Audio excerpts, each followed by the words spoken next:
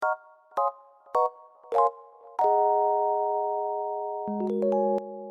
আলাইকুম। কেমন আছেন সবাই? অনেকদিন পরে ভিডিও করছি। আজকে আমি খাবো চিতই পিঠা। গরম, গরম চিতই পিঠা দিয়ে ঝাল, ঝাল মুরগির মাংস।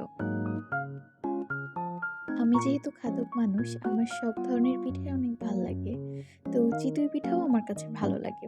আর এই চিতই পিঠাটা কিন্তু গ্যাসের চুলায় বানানো হয়েছে। দেখলে কিন্তু বিশ্বাস করা যায় না। তবে অনেকেরই গ্যাসের চুলায় হয় না পিঠা। এটা হয়েছে, ভালো মতোই সুন্দর হয়েছে।